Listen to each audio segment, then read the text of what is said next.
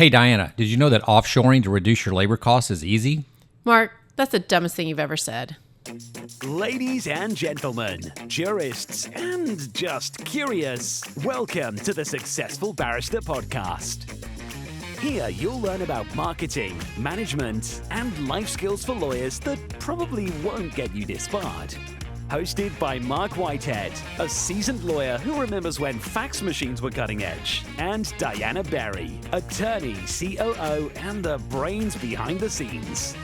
Together, they are the legal world's most dynamic duo since statutes met regulations. So if you're looking to build a practice, not a prison, you're in the right place. Welcome to the Successful Barrister, where legal legends are made.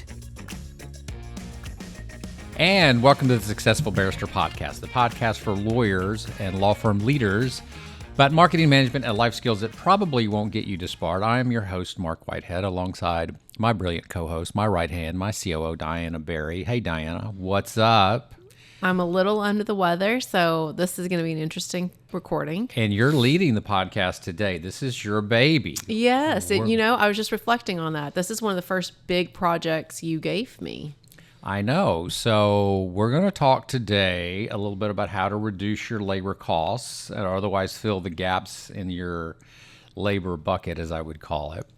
And we're going to go through our experience in offshoring. Mm-hmm. And we've been at this for how long? At least 3 years. Okay. 3, maybe 4 years. I have to do it by calendar years since I've been here. Yes. So offshoring is now all the rage. We just got back from PILMA, a couple of weeks ago in Denver and spent three and a half days, very long days. You bugged out early, by the way. Did I? Yes, you did. I don't think I did. You some lame excuse like you had a flight or something. I stayed for the whole thing. Lame or legitimate? And ended up getting a damn wooden duck in the end. How did you get that back? The story is I bought $1,000 worth of lottery tickets because they had a charitable thing going on. A very worthy cause. A very worthy cause. So I just committed $1,000 for $1,000 worth of lottery tickets. And the only thing I won in that whole damn lottery was this big old wooden duck, which weighs about 20 pounds. Oh, wow. It's legit. It's a paperweight. I hid it in my 18-year-old daughter's carry-on, and she didn't even know it was in there. And she didn't find out until we got back to Houston. Like, no wonder my bag was so heavy. I was toting this thing around all day. So anyway, I have a duck. Cost me $1,000 for this damn duck. I think it's just as impressive that you hid in your 18-year-old's. That was pretty good. And she didn't even notice. She didn't realize it. It wasn't really 20 pounds, but it was a good. It's a significant 5 or 6 pounds. It was a big old paperweight for sure. Well, I must be at the lake house. I do not see it in the office. It is in the lake house. Yes, it's up on the appropriate. It's very appropriate in my lake house. Anyway, so at PILMA, as we digress, a lot was talked about offshoring, how to make sure that you get the most bang for your buck when you're offshoring, what to offshore, what not to offshore, what to be careful about. There's all sorts of legalities of it. In my world, all of this is easy because I just make you do it. I was just going to say, oh, really, Mark? How is it? And now it makes all sense. It all makes sense now, doesn't it? Well, and I also find it interesting. You spoke at a CLE here in Houston. Was it HTLA? Spoke at the Houston. HBA. No, it's Houston Trial Lawyers Association. And you said your feedback from there was that they had a lot of questions about the way we offshore. Yeah. Oh, absolutely. I think it's very relatable wherever you are. And so today, like Mark said, we're going to talk a little bit about what we do, as well as the things that we consider some lessons learned from ours. But lessons of hard knocks, yes. Yes, a lot of hard knocks. So, but before we do that, Mark, why was this one of the first projects you gave me?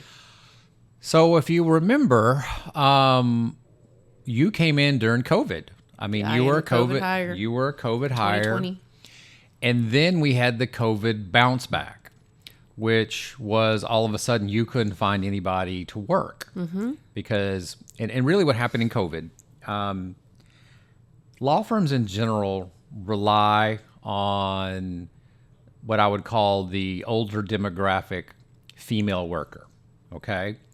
So women who are mature, women who probably have children. So if you go to any law firm, it's going to be populated by mostly females. Okay, and you're giving me Okay. that weird HR look. Like I am, guys. We I'm all- about to cut him off at any second. We all know it's true. I We don't all know it's true. Okay, well, let's see where you're going with this. Okay.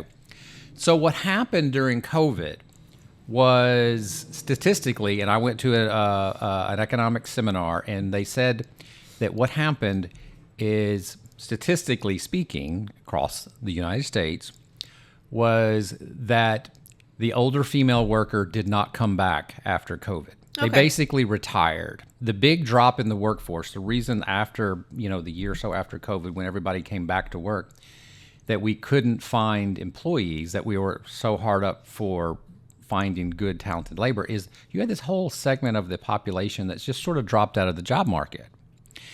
And that was the ones that really dropped out was the older females. And those typically are the types of people that we hire as paralegals, as case managers, as administrative staff.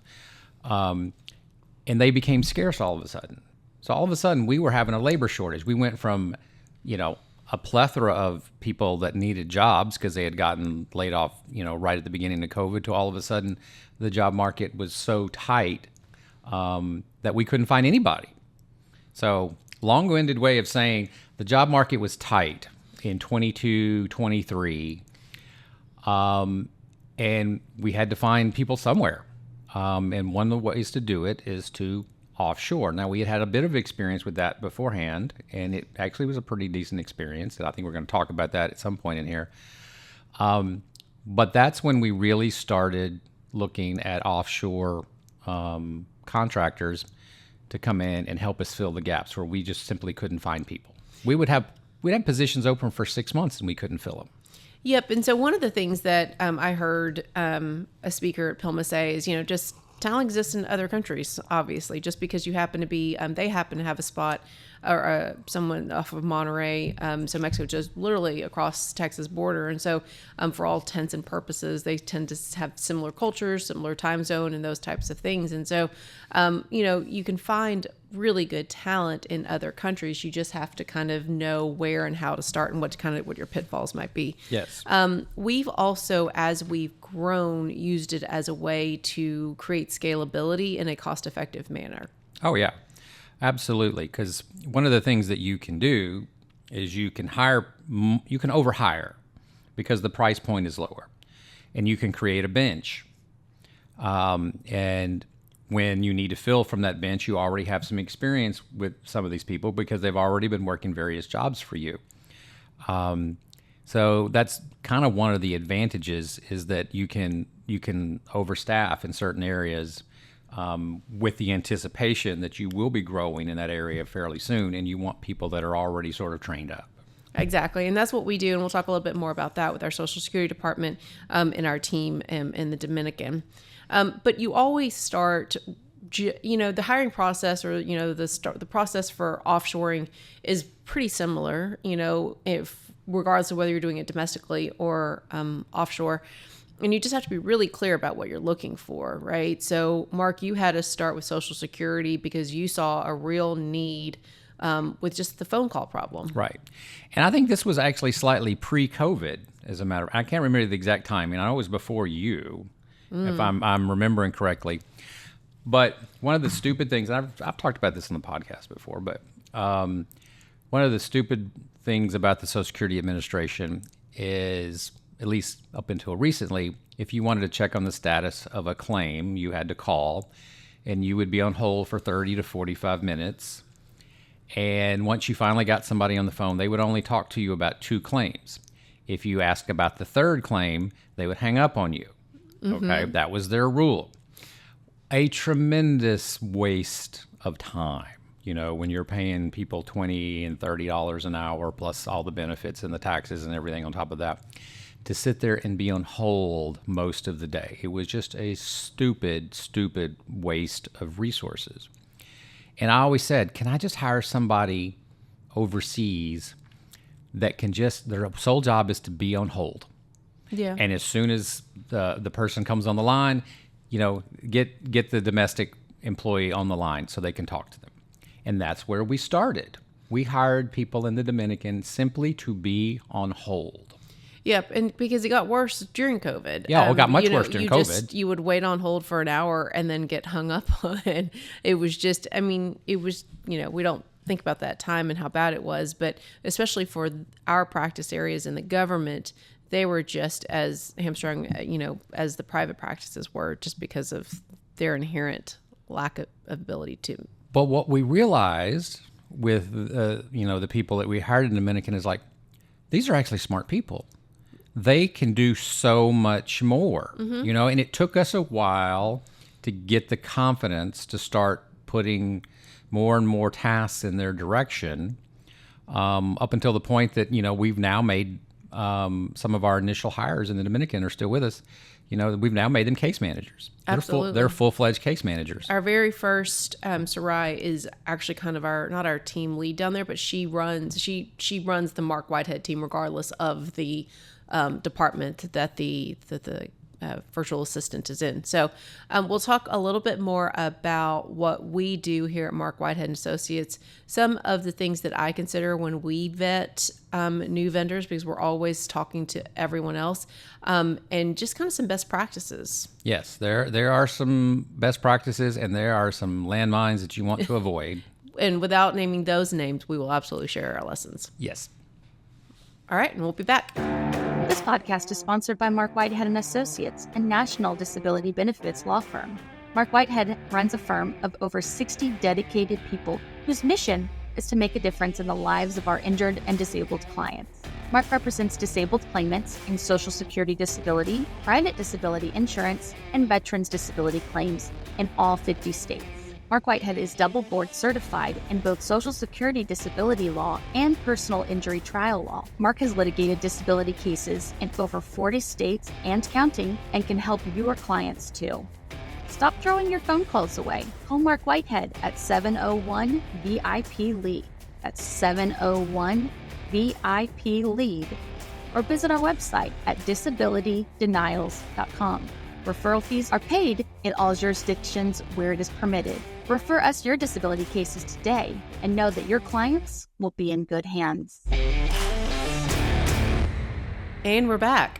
I don't think I'll ever get used to that, Marc. I do like it, but I don't think I'll ever get used to it. I love it when you're in charge. I can just sit here and free ride. And just pretend that you read the outline before. I haven't read this outline to save my life. I have no idea what we're talking about today. We're talking about offshoring. And sometimes I'll slip up just in case I need to clarify and say nearshoring, because literally means offshoring versus nearshoring. So what's the difference? Yep. So just as kind of I'm going to do my funnel again, big picture here at Marc Whitehead and Associates, we do both. Nearshore meaning they're a lot closer to us physically, near in the same time zone or near time zone. Same close time zone, depending on which company we're using. We are more or less in the same time zone.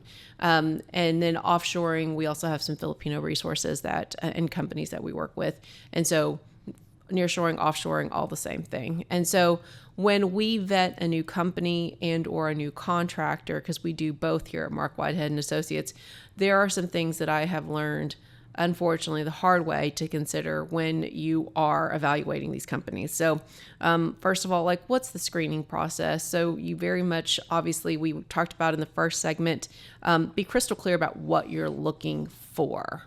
So for example, we started with phone screening. So, their English had to have been pretty good, but their ability to quote, do an intake, we just didn't care if you could screen a client or if you could talk to a client.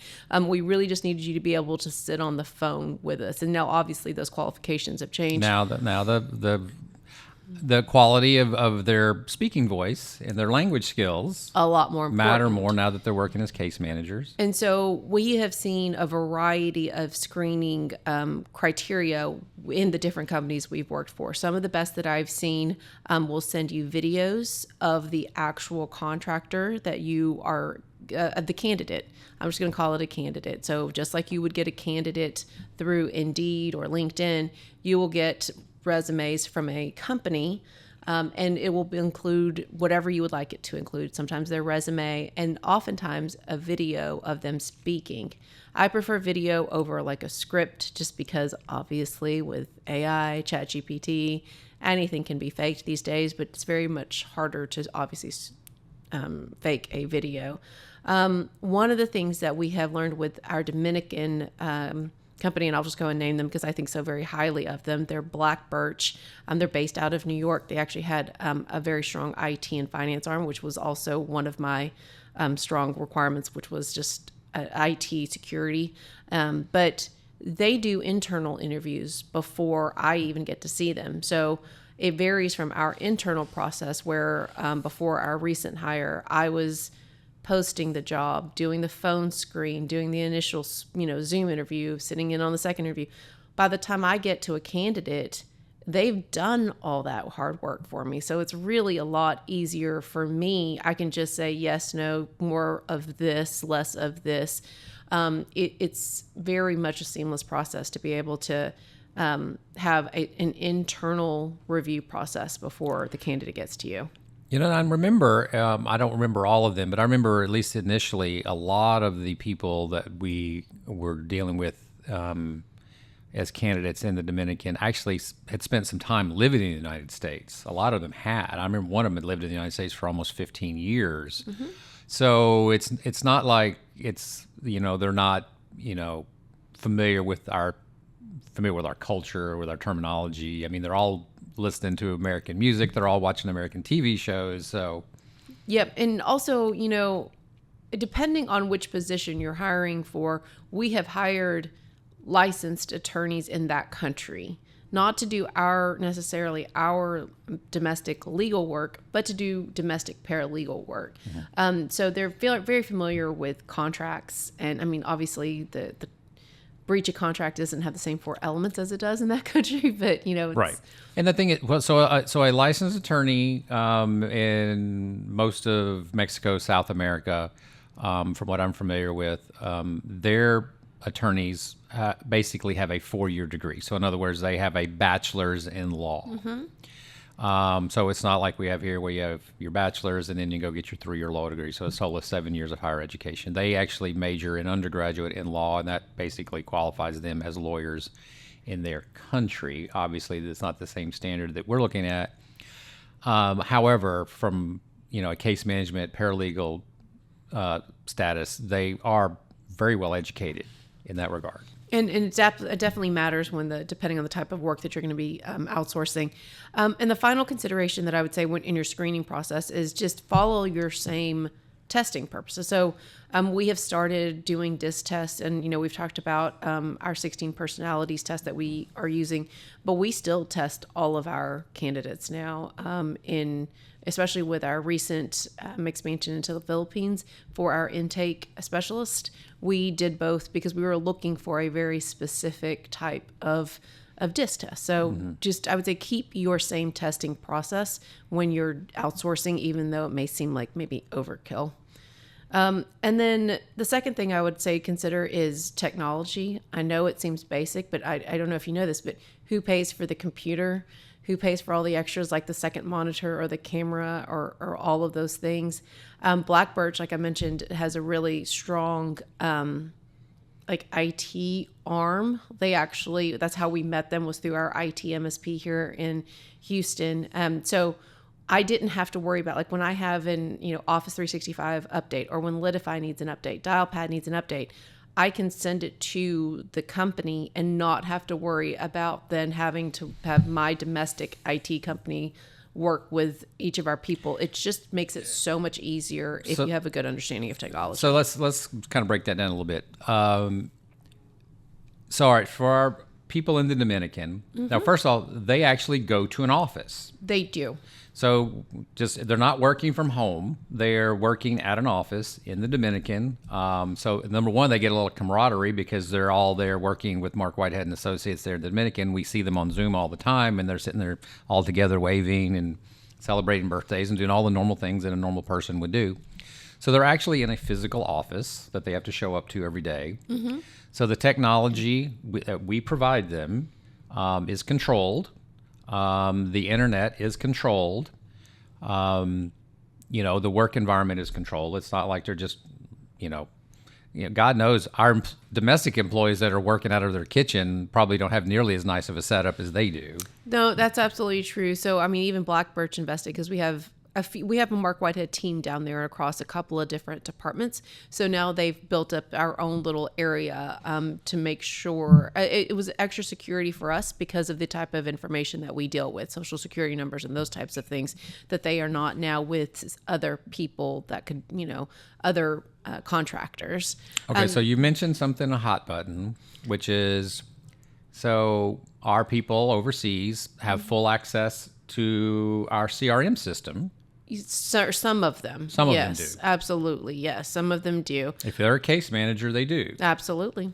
And people will say, well, wait a minute, you're letting sensitive information out to an employee overseas. And I'm like, so my response is, how is that any different from letting the information out to some 22-year-old kid who's working out of his mom's bathroom, at home domestically here in the United States? There's no difference. Nope. And there literally is no difference. Your liability is the same regardless.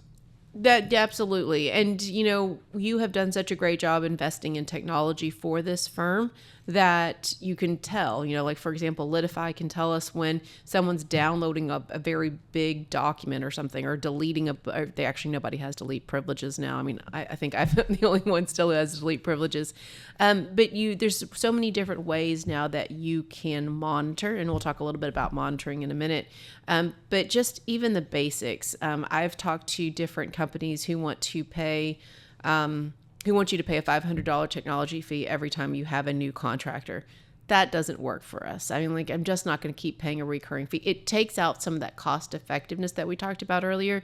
If for every single time you want to test a new employee or a new candidate, new contractor, whatever you want to call them, you need to pay a new $500 technology fee, but you need them to have the same setup that your people have here. If you're going to have, and you will expect the same type of KPIs, that is 2 monitors, a camera, so they will be on screen, absolutely. And you don't want to be shipping a laptop back and forth, or you don't want someone to, have to worry about buying a laptop that's not theirs. Or even if you decide to stop working with that company, getting your laptop back. Some things are just not, you're not going to worry about. So think about just the technology and what they're quoting you for technology and who's going to be handling it. And the next ones that are considerations that I would say, PTO and holidays. Those are hot buttons for our team members. But whose PTO schedule will you follow and which holidays will you follow? So, for example, PTO in our firm is given in a bank. I didn't know if you knew that. So most of the time in most companies, it is accrued, i.e. in your, as you are with a company longer, you earn more buckets of time.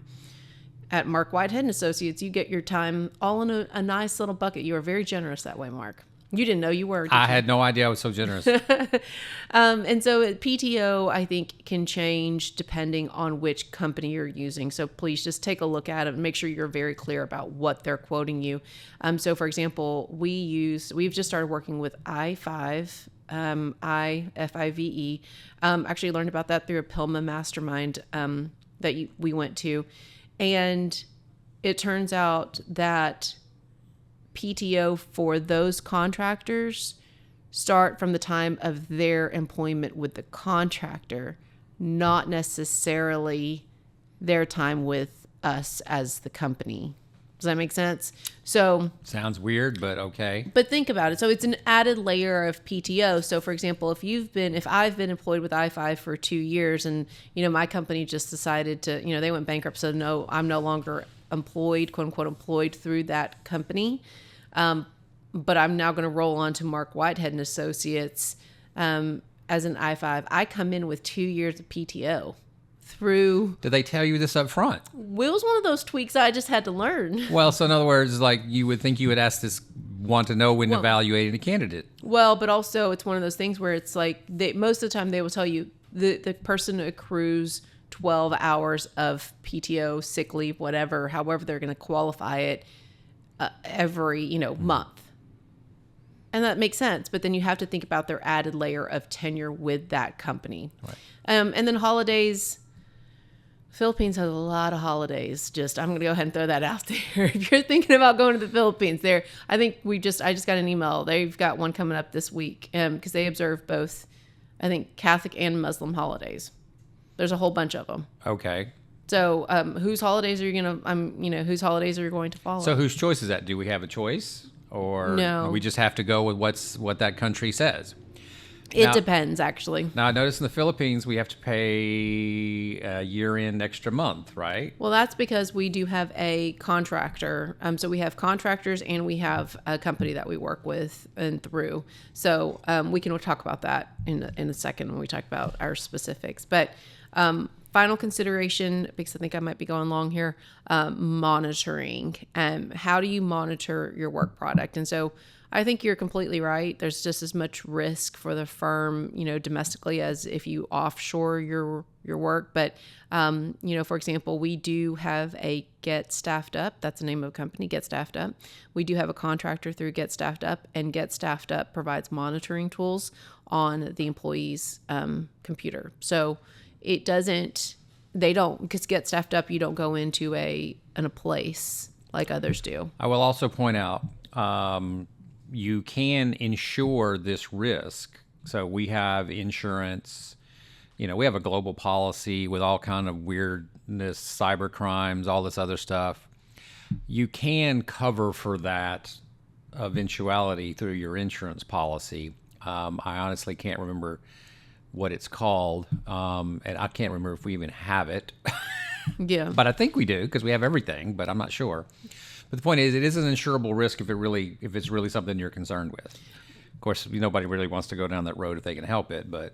And so to that point, there are all kinds of things like we read about in PILMA, or we listened to in PILMA, things called Active Trac and Teramind. I guess we can maybe link to those in our show notes or something. I don't know. But because they have different spellings, but you can add tools to your contractor's computer so that you can monitor what they do. We have such strong technology. We use Litify and DialPad to back up everything. DialPad for our intake specialists, because every single call that they take, reject, send a voicemail is in DialPad. And Litify, because I can see every single thing you can and should be doing in Litify and how long it's been since your last keystroke.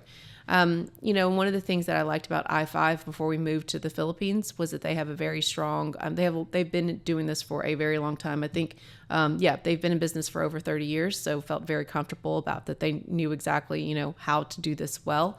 But also they have a zero desk policy, meaning so when the Filipino contractor shows up to work in this building, they can't bring all of their stuff. Like Mark, Can't bring their phones. No personal cell phone, no cell phone at all. Mark complains about my desk all the time because it tends to reflect my day, but they don't have that luxury. Like it must be very blank. You can't take anything with you. So lots of ways that you can help minimize your risk. Okay. All right. So we talked about risk a little bit. Does it work? Are we finding good people? Are they being productive? Oh my gosh, absolutely. I mean, I love all of our team, all 75 team members. And I say 75 because that's domestic and abroad. Right. And we don't have 75 offshore. No, we have across domestic and offshore, we have about 75. And I think that they're great. I know all their names, and I'm actually going to be going to the Dominican on a personal trip here, and I'm trying to fit in a way to see our Dominican team. And I think we're going to be able to do that. You're just trying to figure out a way to deduct this trip, aren't you? No, sir, but if that's a possibility, can I talk to you about that after this Or charge podcast? it back to me. Okay, I get it. Charge it back to me. I get this. I see you coming. Yeah, well, no, I mean, like, I wasn't going to. I wasn't going to go there because I didn't think that was a possibility. But also, it just would be really cool. We've met them. Like you said, we invited our DR team, Dominican Republic team, to our EOS kickoff when our local SSD team does something like a quarterly social event, whether that's, trivia or whatever, they will go and also do a quarterly event there. I will just say that when we got just got back from PILMA, I happened to meet Ken Hardison's designer, who was from Pakistan. And they flew her all the way over from Pakistan to Denver, Colorado to be with us for the event. So they thought so much of her. Mm-hmm. And I got to meet her. Very lovely woman, very smart, very articulate, a lot of fun. And I said, have you ever been to the States before? Like, this is the first time I've ever been here. She was wide-eyed. Oh, I bet. Well, and Denver has a lot to be wide-eyed about. So I think it's going to be, we're going to talk a lot about that in the closing segment, about how you can absolutely, kind of our best practices of bringing your offshore team into your quote-unquote culture. So, but generally here at Marc Whitehead and Associates, we have outsourced team members in every department except for disability insurance, our ERISA contracts, that type of work, long-term disability, and I think marketing. I think every other area from intake to Social Security, obviously. No particular reason other than just need at the moment. Yeah, it's not like we've excluded them from marketing. We would certainly consider them. We just hadn't turned up that way. But also, I think that shows the breadth of how we have been able to outsource our firm, because we have team members in 3 countries through 4-ish different sources, and have been outsourcing for about 4 years. And so I wanted to start with I5 just because we started working with them earlier this year. So we found out about them through one of our PILMA mastermind members. So they're doing primarily working with our intake department. Exactly. Yeah. And they're located in the Philippines with corporate offices in California. Like I mentioned, they've been in business for like 30 years. And so they've really kind of got it down in terms of redundancy. So one of the things you need to consider is, we've mentioned the Dominican, we've mentioned the Philippines now, weather. As we come into hurricane season here in Houston, Texas, the weather, you want to make sure that your team isn't down and affected, because obviously we're talking about not necessarily first world countries that have the same redundancies and backup systems that we do here in the United States.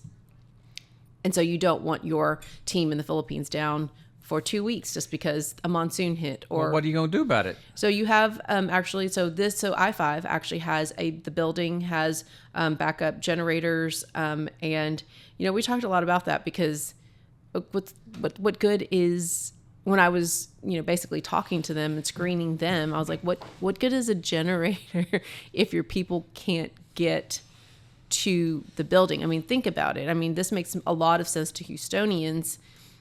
Yes, this building that we sit in today, the firm building, could have a generator, but if our people from all the way from, the Woodlands to Baytown to, basically hours, I'm saying names like people know where they are, basically anywhere from 30 minutes to an hour on a good day from our office, what good does that do our team members if they can't get to it? All right, so I will say this. If you remember when we had our hurricanes and everybody lost power, and for some reason our particular building that we sit in has never lost power, at least not...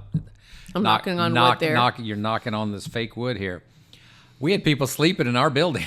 We did. We had several people sleeping in our building. That was during one of the freezes too. Yeah. So if you could get here, it works. And I think that one of the things that, one of the reasons why we decided to go and try I5 is that the Filipino culture is that you will absolutely do everything you can to get to work. It means a lot more, not just the paycheck, but also it just means a lot more to be able to show up to work and do that. She tells stories of people, I5 did, of people, literally just kind of coming in drenched and then bringing in a dry pair of clothes just to be able, and then staying as long as they could to be able to make sure that in the building, to make sure that they could report to work.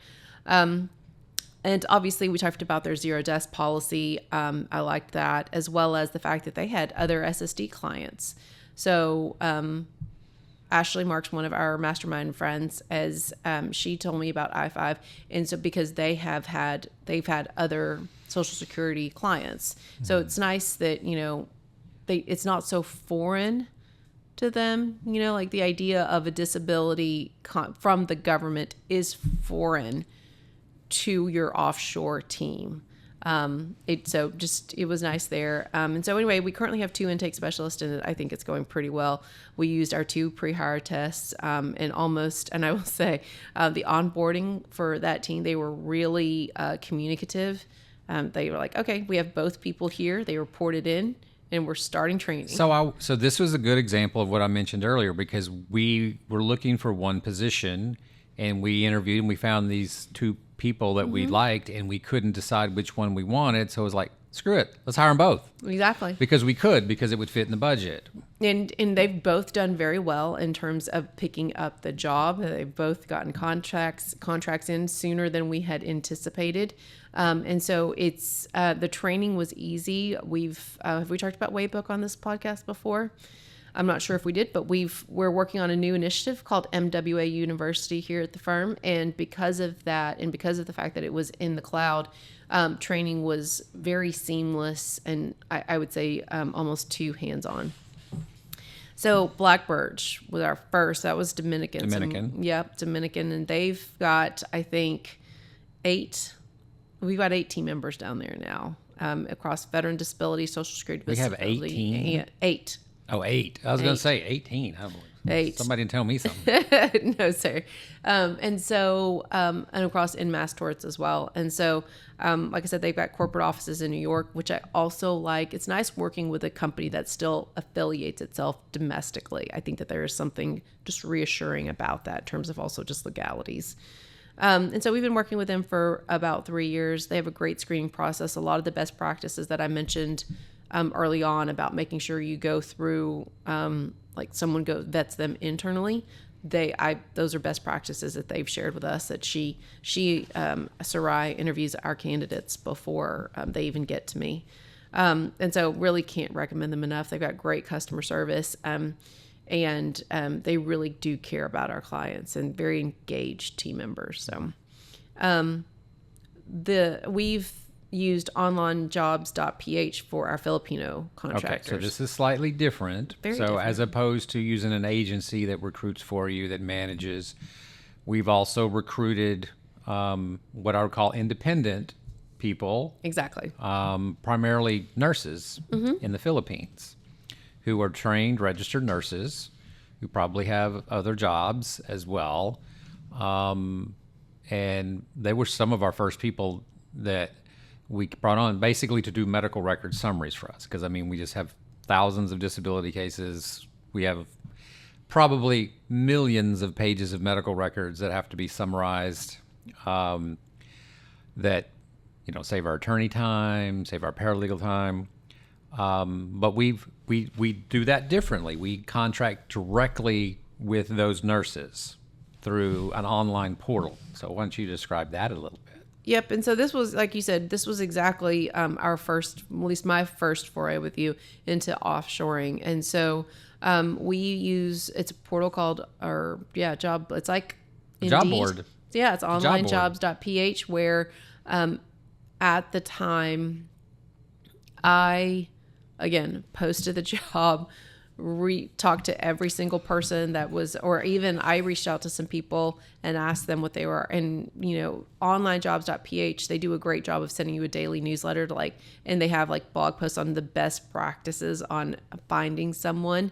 They've been in the business for a long time as well. We actually, one of our added cousins, we found out actually, also has 2 or 3 full-time committed people on his staff, and through onlinejobs.ph.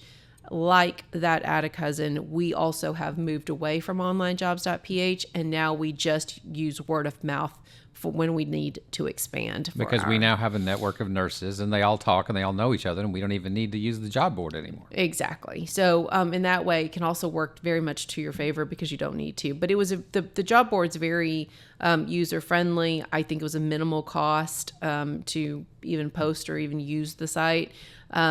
I will say that setting it up by the contractor method was one of the most time-consuming things that I did. It was obviously one of the biggest projects you trusted me with, because we have a contract that we set out with them. We talked about our HIPAA rules. We talk about, we talked about our core values. It is literally a quote unquote onboarding packet that we send to them, that they sign and that I sign and return back to them. We spent a lot of time creating guidelines on how we want our timelines done. It's one of the main reasons why we have yet to completely use AI for this job function, because the volume that we're at, our attorneys have a very specific way that they like to see the timelines. And so basically, it's just not conducive right now yet for AI. So really, we really got to this because we used to use medical record summary companies based here in the U.S. They all show up, or used to all show up, at AAJ or any of the, litigation conferences out there, basically, doing medical record summaries for $35 an hour. Yeah. Well, guess what? They're not doing it domestically. They're shipping all the medical record summaries out to the Philippines with their cadre of Philippine nurses. And, then... Or other company, yeah. Yeah, and so they're paying them, $4, $5, $6 an hour, whatever that rate is, and charging you $35.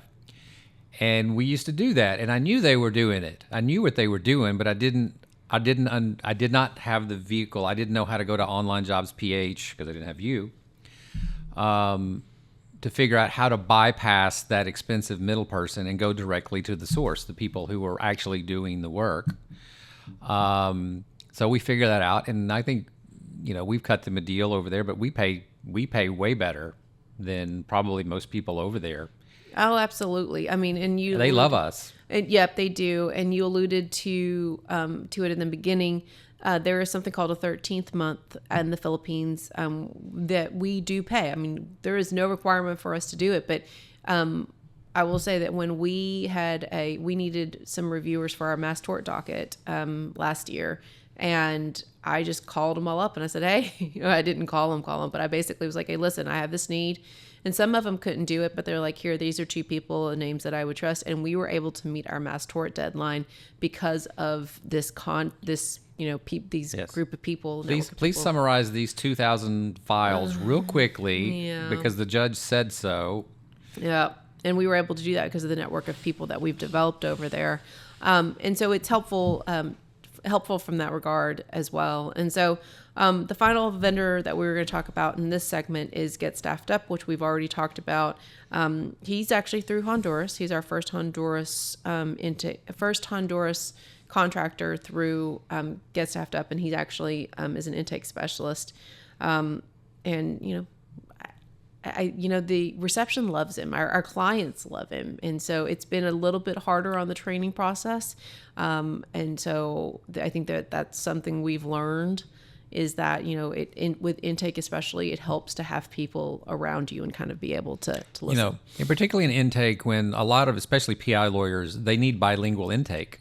And Yes. sometimes it's hard to find good bilingual intake here domestically. Whereas, you use an offshore, nearshore, either in Mexico, South America, or I suppose Dominican, you obviously easily find bilingual people. No, absolutely. And it's great. And he's got a really great, compassionate, empathetic nature on the phone. And so we've moved him dedicated specifically to our kind of after hours. Because, again, another great thing that I think I should have mentioned, but is just kind of inherent to what we can do when you offshore. You've got people, almost literal 24 hours coverage in your own Absolutely. firm. So our Honduran team member doesn't work our same shift as our domestic team. So that allows him he takes the reception line when all of our team members have gone home, and it's worked out great. He's doing a good job. And who do you think your overnight answering service is using? These guys, and charging you through the nose for it. Yeah, well, yeah. So I won't mention a name of a company that we tried. I will say we have tried India. And I know people who are very successful with India. We just were not. We did not have good luck with India. And in India, we tried to bring on attorneys to do paralegal type work. And I've had several lawyers tell me they've had great luck with lawyers in India. We just did not. And I think it was just not everybody's a hit. I mean, just like domestic employees, not everybody's going to be a great hire. It just happened to be a situation where we got somebody that really just couldn't write in English as well as we thought, or well as we had hoped. Although these days with AI, I bet you we could have taken what they had written and put it through AI and probably spruced it up. But it just, at the time, this was about 4 years ago, it just didn't click, didn't work. Yep. And I mean, between AI and there's, I think, a Grammarly Chrome extension you could probably use to make it better.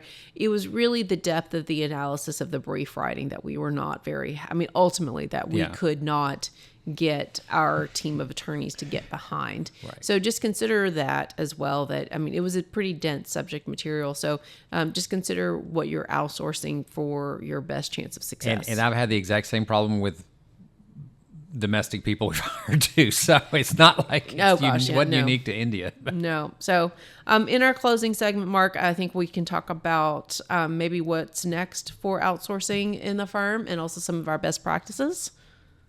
All righty. Sounds good. We'll be back. I'm Marc Whitehead, a lawyer, entrepreneur, and business coach. Thanks so much for tuning into the Successful Barrister podcast. We have a blast creating it. And I hope you find it helpful. If our chats have sparked your interest, I'd love to hear from you. Shoot me an email at mark@markwhitehead.com. That's Mark spelled with a C. Enjoying the Successful Barrister newsletter. Even better, let's hop on a call. I'd love to chat about how we can collaborate, share ideas, or just catch up. So apparently, Diana says, I have to carry the last segment. I think, this is exciting, right? It is exciting. So what is next for Marc Whitehead Associates, Mark? So what is next for us? So as we continue to grow, we continue to scale, we need to look for a combination of several things. We need to basically, number one, start maximizing our technology, which includes maximizing our utilization of AI. Mm-hmm. I've been using AI all day to solve a problem. I had AI write me an affidavit today. I had to go look up how do you write an affidavit? I hadn't done one in so many years. Continue to use AI to expand our productivity. Continue to grow the firm both domestically and with our offshore people where appropriate and where they fit. Because remember, we're in the customer service business. We're supposed to deliver services. We're supposed to change people's lives. So that is a very touchy-feely type thing. So we need good people. It's all about having good people. But we need our good people to have the tools that they need. They need the technology. They need the access to AI where appropriate. So that is where we're going. But also, I do think you're right on that, Mark. If any of our listeners haven't offshored yet, and you're like, okay, well, where do I start? You might want to just skip the offshore and go straight to seeing if you can use AI at all for any of your base tasks, and then adding that human element of an offshore person. Just because it's that. I don't know. I hear 10-80-10 a lot when I think about AI, using the 10% of setting up the quote unquote prompt or setting up the AI to make sure that it's customized for your firm, letting AI do 80% of the work, and then that final 10% vetting it and making sure it didn't hallucinate a case site. I still read about that in ABA Journal all the time about how. Oh yeah, I don't use AI to do anything legal. Yes. Mine is mostly marketing, customer relations, that sort of thing. So, but if you are thinking about it, just always make sure. I think that one of the things that at Marc Whitehead Associates that we are very adamant about is keeping that last 10% human. And so if you haven't offshored at all and you're not sure where to start, maybe start with AI and skip and end with the offshoring. So here's where I would start, and I don't disagree with you on the AI side, but on terms of just offshoring, if you're a little hesitant on offshoring, start with what are the simplest, most mundane tasks that tend to waste my time, and think about that. That's what we did. The on-hold person. That's where we started.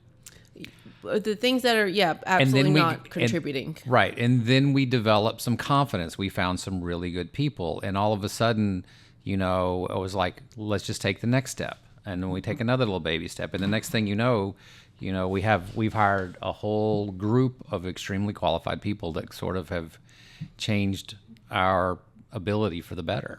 Well, and you develop your trust in them the same way that you develop your trust in your current team. It's not like we ever put a candidate, a new hire on the phone with a client. You're not going to do that domestically, so you would never do that at all. I guarantee you there are lawyers out there who will do that. Well, maybe one of our best practices that we're going to say on this podcast is don't do that. And then, so Mark, you've done a really great job, I think, of just as much as possible within my comfort level anyway, of treating our offshore team just like employees. There's Right. obviously the legal distinction of them being contractors, and that's why I said as much as I'm comfortable treating them, they are our team members. Right. So we treat them exactly like any other employee. So number one, they attend all meetings. Most of our meetings these days are Zoom anyway.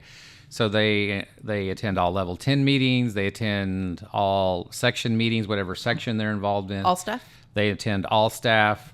Even when we did our EOS kickoff, we had them there virtually. And then when we went and did our little fun thing at Dave & Buster's, they went and did something. Yes, they went to the Dave & Buster's with us virtually. Yeah. They went and did something fun down there. Right. Yeah. We had them do something. But we also, just like we give branded golf shirts and jackets and everything with our Marc Whitehead logo to our domestic employees, we ship those to our people overseas as well. So they have the Marc Whitehead clothing that they get to wear. They wear it to their office. They're sitting together in the Marc Whitehead section in the Dominican or in the Philippines. What else do we do for them? They participate in bonuses. They do, and I would just be very careful about that since you brought that up. Just talk, if you're using a company, talk to your company before you mention bonus amounts to your team, because obviously when you pay in US dollars or mention US dollars versus their pay rate, it's just going to throw everything off if you try to keep that the same.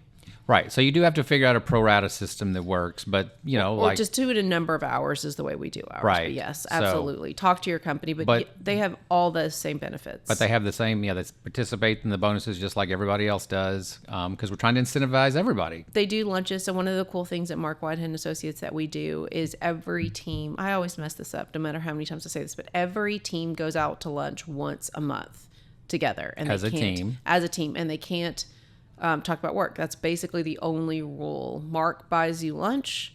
You just can't talk about work, and you have to go all together to the same place.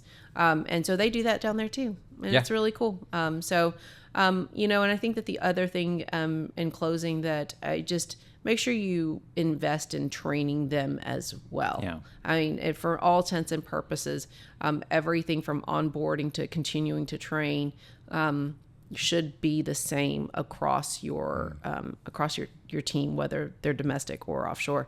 I would say the only thing that would be perhaps easier is obviously termination, which we have done. Yeah, and that is the other side. I mean, we haven't talked about that, and quite frankly, we haven't had to do that very often. Maybe twice, I think we've had to do that.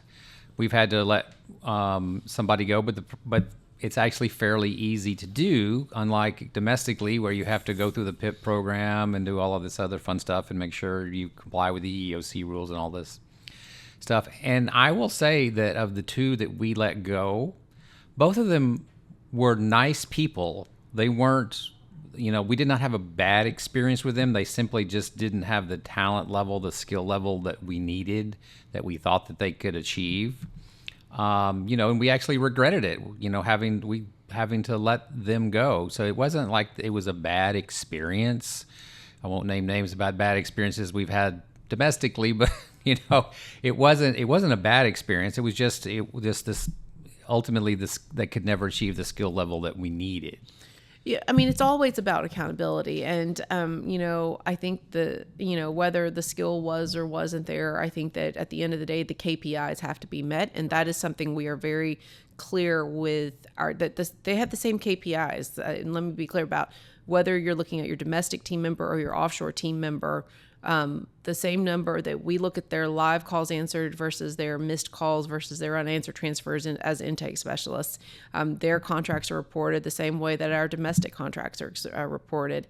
And so in the same way that we immerse them in our culture, the KPIs also get transferred over wherever we are. So invest in the training as well and the continuous training for your team. So I will say this, and again, we love our onshore people, our people right here in the office, and they're great. But what I've noticed about our offshore people is that they really, really love us because we're sort of that shiny object for them. In the States, we have a culture of people will move if a better opportunity comes up, and so you're always kind of fighting that rear guard action, trying to keep, from getting your people poached by other law firms or have them moving on because somebody else offered them, a couple of dollars more an hour or something like that.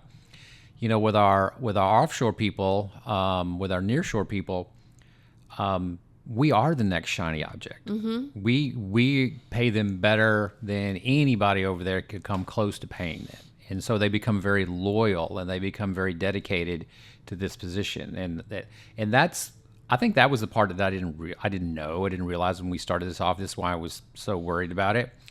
But once we've kind of gotten into it and have ingrained them in our culture, I'm very confident that these people will be with us for the long haul. They're not going anywhere. And a lot of that has to do with the company that you hire to be your partner in this endeavor. So, for example, Black Birch invests in training completely on their own dime for each of our people. So they look and they're like, okay, well, they definitely need the HIPAA certification, and so they'll start at some point doing paralegal schools. You can enroll in virtually, and so they're looking for paralegal schools for our team members so that they can continue to get certifications, and that also helps as well. So, and I guess the one thing we haven't talked about is the cost. Yeah. So what can you tell us about that without giving any specific numbers, because we don't want to burn any of our specific vendors or connections or quote them without their permission. But obviously it's cheaper. I mean, that's just, you wouldn't do it if it was cheaper. If it wasn't, I don't think, but it varies. You've done this math, Mark, anywhere from half to more on your savings. Right. You probably save at least half of what you would on a domestic employee of equivalent rank. Plus you have the issue of, payroll taxes and benefits and all that other fun stuff as well. So, and just ease of termination, I think, is easy. Yeah, you can. You can get out of it real quickly. And like I said, you can overhire if you need to. We overhired in the Philippines just because we could, and honestly, we thought, hey, let's hire them both. And if one doesn't work out, we can just easily let them go. Well, it turns out they both worked out fine. So, nope, it's great. And so I think that most importantly, other than just the sheer dollar savings, you get scalability, but flexible scalability. It allows us to figure out where our pain points are and address those in a very targeted fashion. And so thank you for listening to the Successful Podcast, where legal legends are made. What? Say that one more time. The Successful Barrister Podcast? Okay. What did I say? You said the Successful Podcast. Oh, well, we are successful. Wait, let's start over here. So right here in front of her, there's a big long list. It says outro list. I have the biggest head cold, and Mark and it is in like 14-point type. Thank you for listening to the Successful Barrister Podcast, where legal legends are made. Got that one right. Keep going. Oh, I'm Mark. And I'm Diana, and together we're the dynamic duo of law. Okay, so got that one right. Keep going. Please remember to rate and review us wherever you get your podcasts. Now you went off script. That's not what that says. And if you enjoy our podcast and Mark's mean banter, please tell your friends and visit us at successfulbarrister.com, and our sponsor, Marc Whitehead Associates, a national disability law firm, at disabilitydenials.com. Okay, you got all that right. Bye. Bye, guys. Thanks for listening.